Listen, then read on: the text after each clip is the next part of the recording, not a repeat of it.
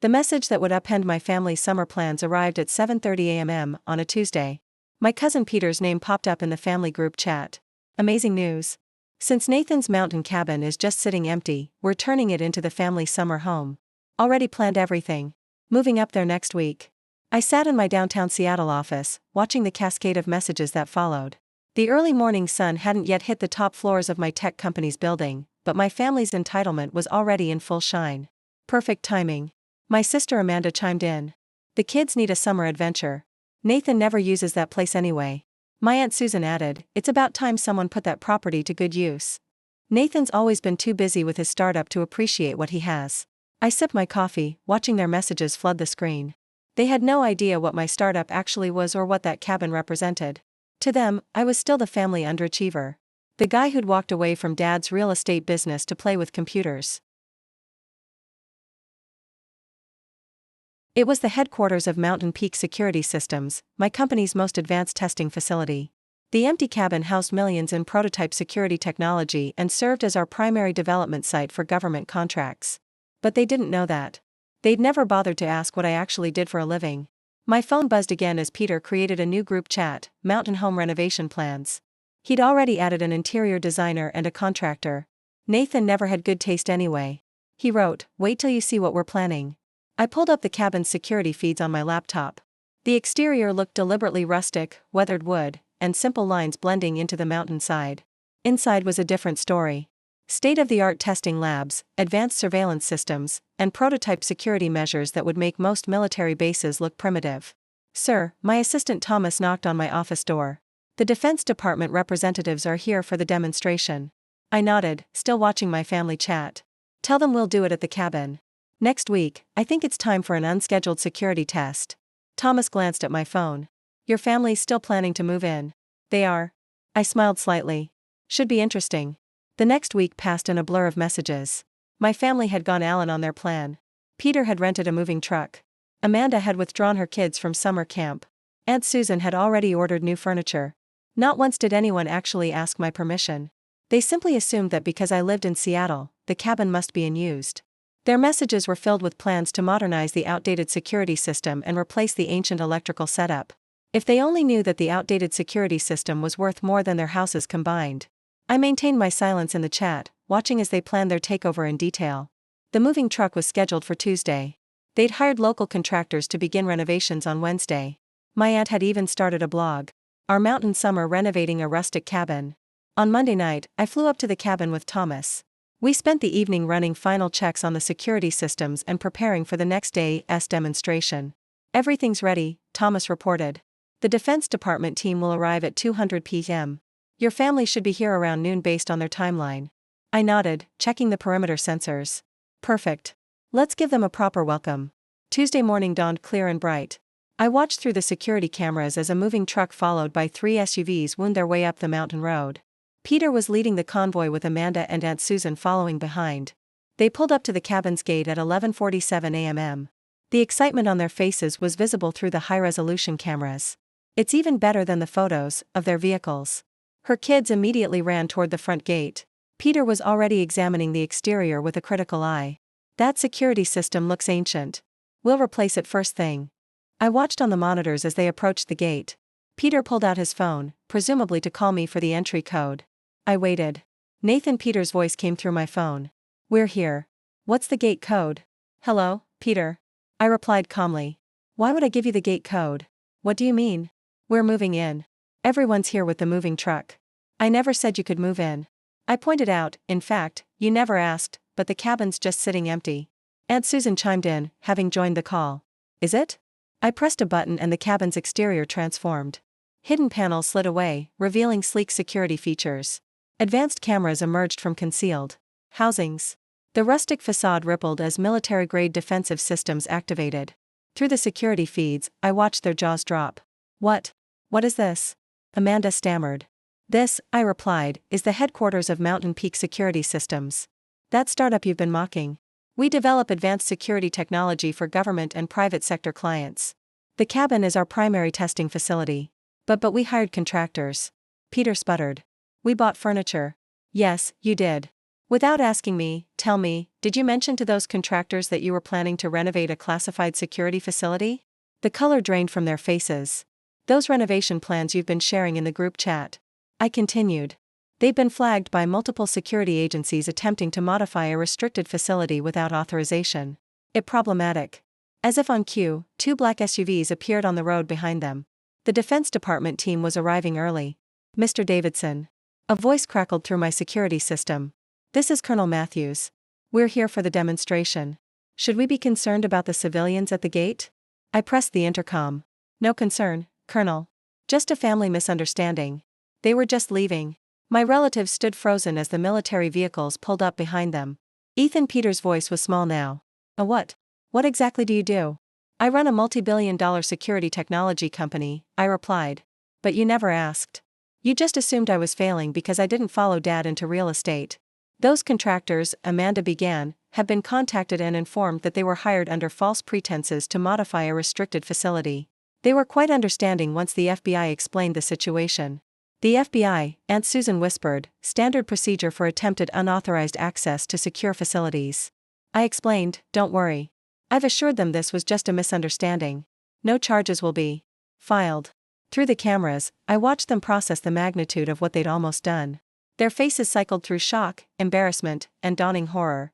The moving truck, Peter started, should head back now, I suggested. And you should all go home.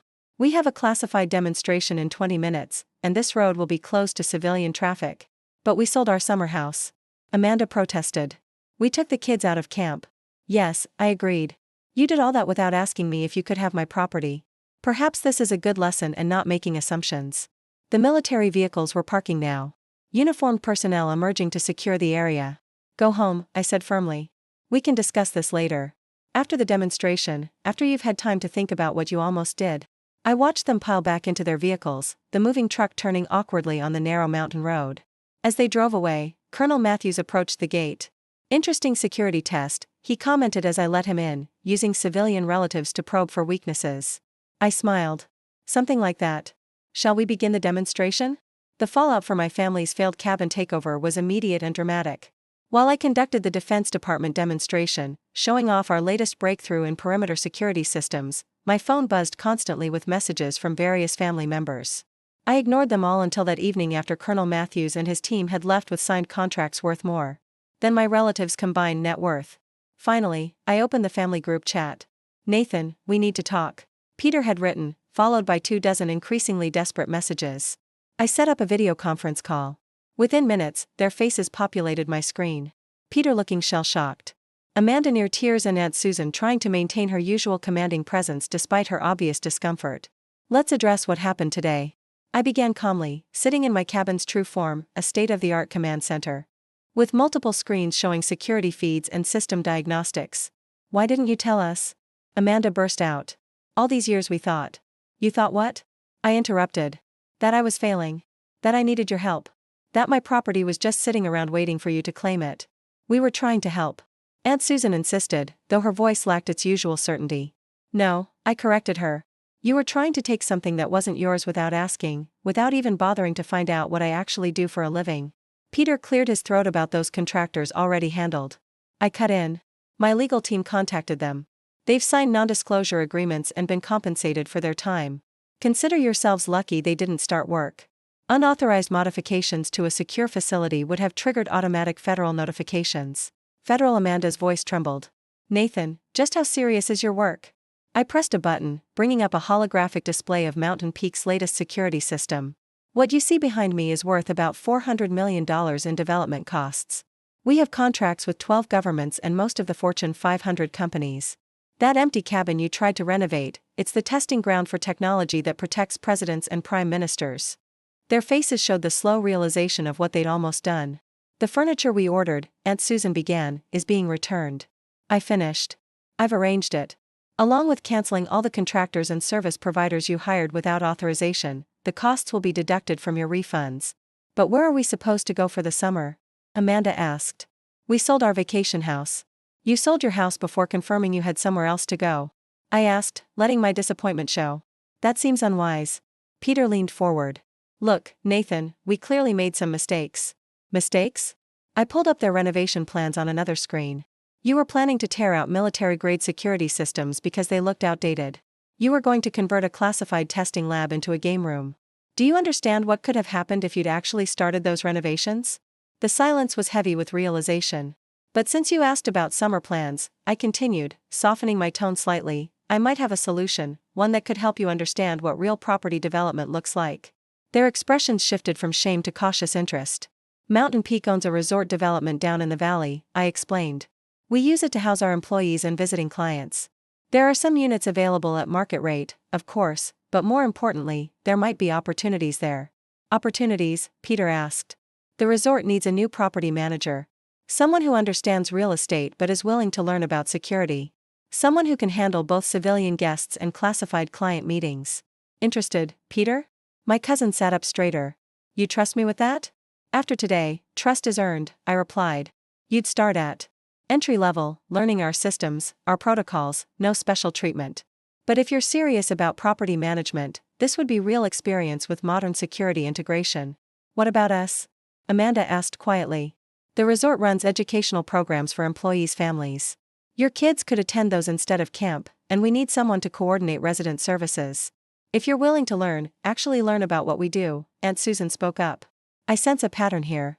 You're offering us a chance to be part of something rather than just take it over. Exactly. I nodded. Mountain Peak isn't just about security systems. We're building communities that balance privacy, security, and lifestyle. But it only works if people respect the boundaries. I pulled up images of the resort, a beautiful complex nestled in the valley below my cabin. Modern buildings blended with the landscape, hiding sophisticated security measures behind elegant design. You have 24 hours to decide, I continued. The positions are real jobs with real responsibilities. No shortcuts, no special treatment, and absolutely no unauthorized renovations. Peter laughed weakly at that last part. I think we've learned our lesson about renovations. Have you? I asked seriously. Because this isn't just about property. It's about respect, understanding, asking before taking those military officers today. Amanda said slowly. They looked at you differently than we ever have. Like you were competent. I suggested. Successful. Amazing what you notice when you actually pay attention. The call fell quiet as they processed everything. Finally, Aunt Susan spoke up. We've been awful, haven't we? All these years making assumptions, never asking. Yes, I agreed simply. You have, but tomorrow's a new day. The resort positions are open if you want them. Real work, real learning, real respect. After the call ended, I walked through my cabin, my facility, checking systems and reviewing data from the day's demonstration.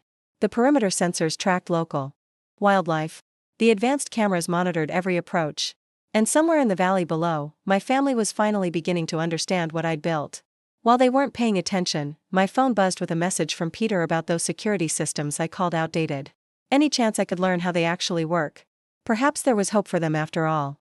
3 months after the failed cabin takeover, I stood in the resort's control center watching my family's transformation unfold through a wall of monitors. The change had been remarkable and unexpected. Peter, who once dismissed my outdated security systems, was now immersed in learning their intricacies. I watched on the screens as he conducted a security tour for potential clients, explaining the subtle integration of safety measures into the resort's design. See how the landscaping creates natural barriers, he was saying. Those decorative boulders, they're actually vehicle deterrents disguised as art. The water features part of our fire suppression system. His audience executives from a major tech company nodded appreciatively. Peter had gone from planning unauthorized renovations to becoming one of our most effective security consultants. Sir Thomas appeared at my side. The quarterly reports are ready. You'll want to see this. I reviewed the numbers. Resort occupancy up 40%, client satisfaction at record levels, and security protocol compliance at 100%. But the most interesting statistics were about my family. Amanda had transformed. The resident services department. Her experience as a former event planner combined with her new understanding of security protocols had created something unique. She developed a program that balanced luxury hospitality with high-level security, making our high-profile clients feel both safe and pampered. I pulled up the footage from her latest event, a seamless blend of 5-star service and cutting-edge protection. The clients never saw the security measures, but every server, every valet, every housekeeper was fully trained in protocols. Nathan, Amanda's voice came through the intercom. We have a situation. I switched to her camera feed. She was standing in the resort's main lobby, facing a familiar scene. Relatives trying to bypass security. Cousin David and his family just showed up, she reported. They're demanding access to the premium suites. Said, since we're family, I watched with pride as Amanda handled it professionally. I'm sorry, but all guests must go through proper security screening and booking procedures. Family or not, protocols exist for everyone's safety. The same words I'd used with her 3 months ago. On another screen, Aunt Susan was conducting a training session for new staff. Her natural authority, once used to orchestrate family takeovers, now enforced security compliance. Every access card, every door code, every security camera has a purpose, she was explaining. We protect people who protect nations. There are no exceptions, no shortcuts, no special favors, not even for family. I smiled at that last part. The lesson had been well learned. My phone buzzed with a message from Peter. You need to see this conference room, eh? I headed down, passing through multiple subtle security checkpoints. The resort's guests never noticed them, but every movement was monitored, every access point secured. Peter was waiting with blueprints spread across the table. I've been thinking about the North Wing expansion, he said without preamble. If we adjust the angle of the building, we can create natural surveillance points while maintaining the views. I examined his plans. 3 months ago, he'd wanted to tear out security systems. Now, he was designing them. Look here, he pointed to a detailed section. By integrating the security features during construction, we can hide them completely. The guests get their luxury. We get our security and nobody has to compromise. Like a certain cabin on a mountain, I asked with a slight smile. He had the grace to look embarrassed. I still can't believe we were going to renovate a classified facility into a summer home. Speaking of which, I pulled up the cabin security feed on my tablet. Want to see what you almost destroyed? Peter's eyes widened as I showed him the cabin's true capabilities. The advanced testing labs, the prototype systems, the command center that monitored security for facilities around the world. All this, he whispered, and we thought it was just sitting empty. Sometimes, I said, the most secure things don't look secure at all. A notification popped up. Amanda's children were in their after-school program, learning about cybersecurity through games designed by our tech team. They'd gone from planning to tear up the cabin to understanding why protection mattered. We have a situation. Thomas's voice came through my earpiece. Potential breach at the East Gate. I pulled up the feeds. Another relative, this time a distant cousin trying to leverage family connections for access. Want to handle it? I asked Peter. He straightened his security badge. Family or not, protocols exist for a reason. As I watched him professionally, but firmly turn away our entitled relative, I realized something. The cabin incident hadn't just taught my family about security. It had taught them about boundaries, respect, and the value of earning things rather than taking them. Aunt Susan joined us in the conference room. Monthly security review is ready, she reported. Compliance is up, incidents are down, and the new training program is showing excellent results. Different from planning unauthorized renovations, I asked. She smiled. Riley, amazing what you learn when you actually ask questions instead of making assumptions.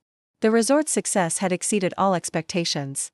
My family, once intent on taking over my property, had become instrumental in protecting other people's security. They'd learned that real value isn't in possession, but in protection, not in owning something, but in understanding it.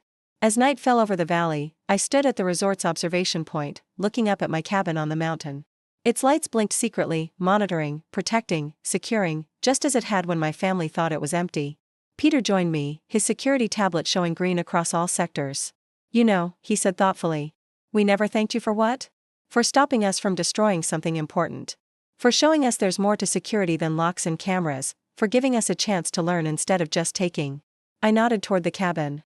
Sometimes the best security is invisible, and sometimes the best lessons come from failed takeover attempts.